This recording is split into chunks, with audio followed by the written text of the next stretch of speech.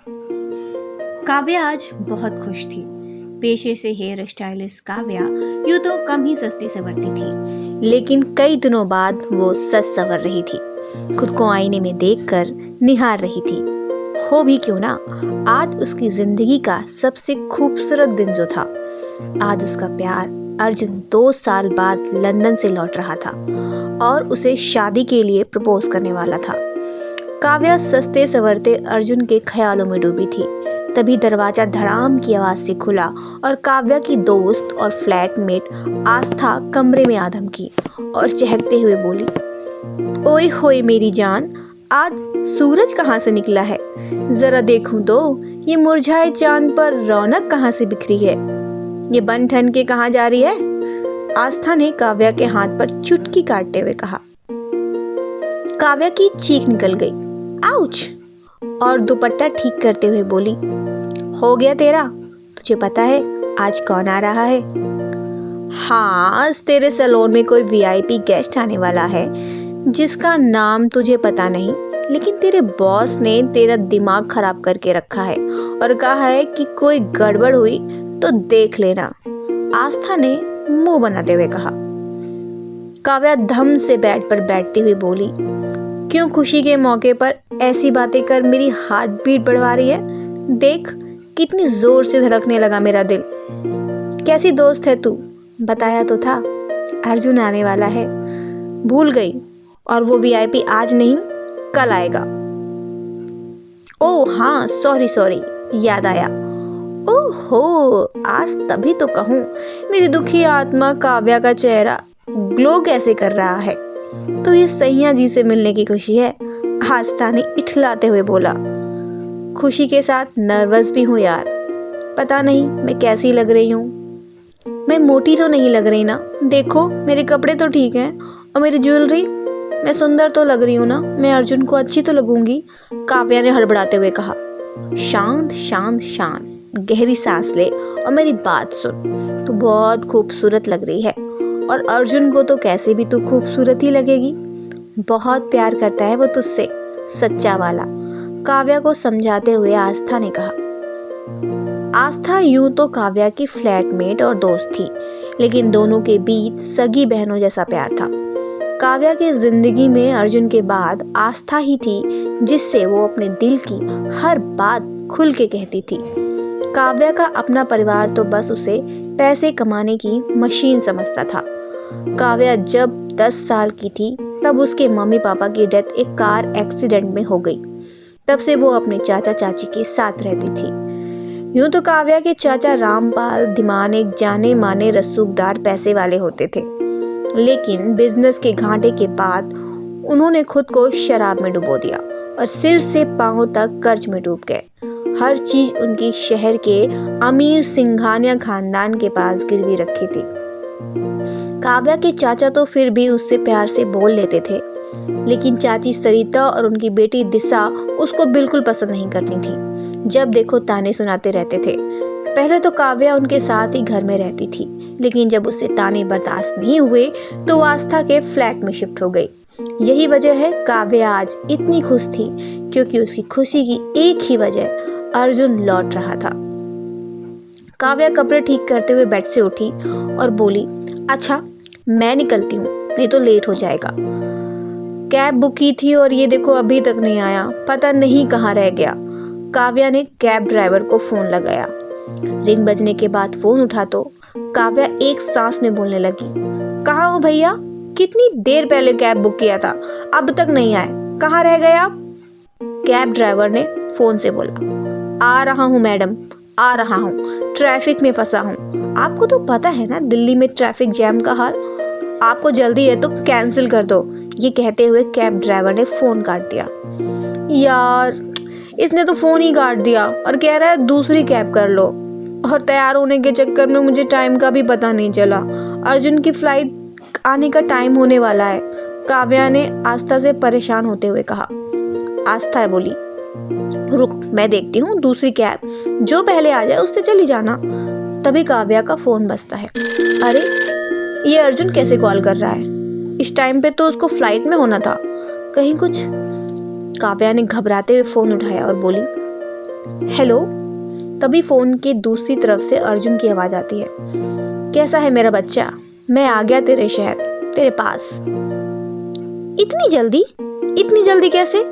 तुम्हारी फ्लाइट तो 11 बजे आने वाली थी ना, अभी कैसे आ गए तुम? मैं तो एयरपोर्ट के लिए निकल रही थी और तुम?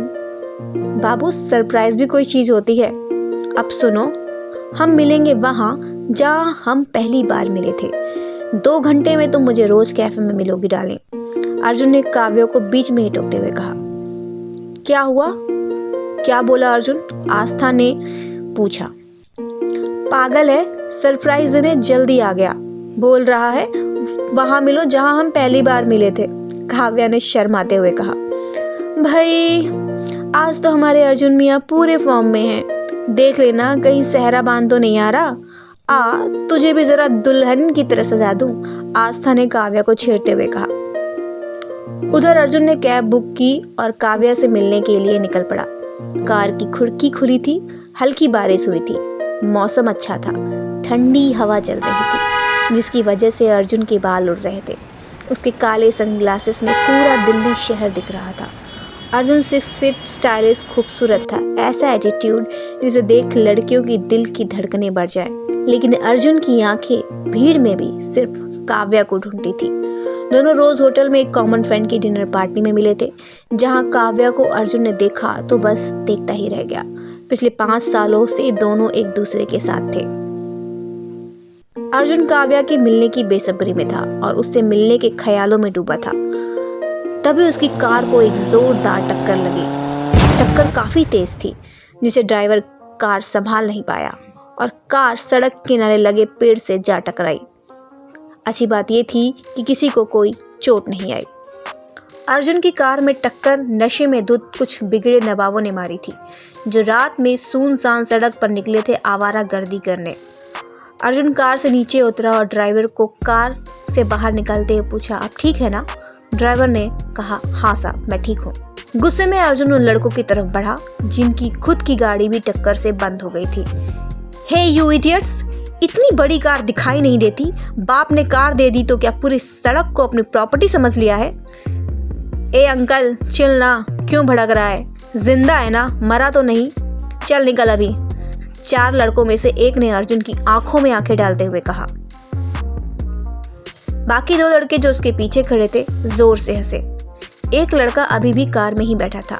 लड़के की इस बात से अर्जुन का गुस्सा और बढ़ गया। तुम लोग शराब पीकर कार चला रहे हो? मुझे नहीं लगता तुम में से कोई भी 18 साल का है। अपने घर का नंबर दो, I will talk to your father. मेरे बाप से बात करेगा? तेरी इतनी हैसियत, तू मेरे बाप से बात करेगा? जानता है मैं कौन हूँ? तुझे पता है मेरा बाप कौन है? मेरा बाप का नाम सुनते ही तू कांपने लगेगा और उल्टे पैर लौट जाएगा। उस लड़के ने अर्जुन पर हंसते हुए कहा।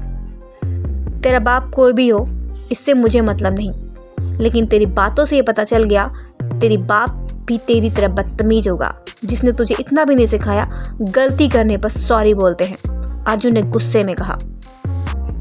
लड़के ने हंसते हुए कहा, मैं तुझे सॉरी बोलूंगा, जाकर पहले आईना तो देख।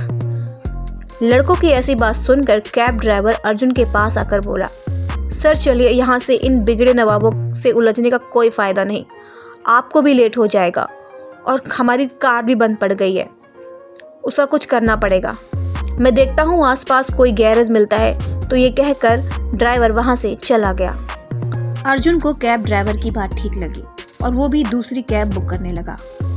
तभी अर्जुन की नज़र उन लड़कों पर पड़ी। अब चौथा लड़का भी कार से बाहर आ गया था और वो सब आपस में कुछ बात कर रहे थे। चारों के चेहरे के रंग उड़े हुए थे। उन्हें देखकर लग रहा था उन्होंने कोई बड़ा कांड किया है। उनमें से चौथा लड़का बोला, लड़की को होश आ गया है, अगर हम यहाँ से जल्दी नहीं निकले तो फंस सकते हैं, जल्दी चलो। चले कैसे? कार तो बंद हो गई है, उनमें से एक बोला।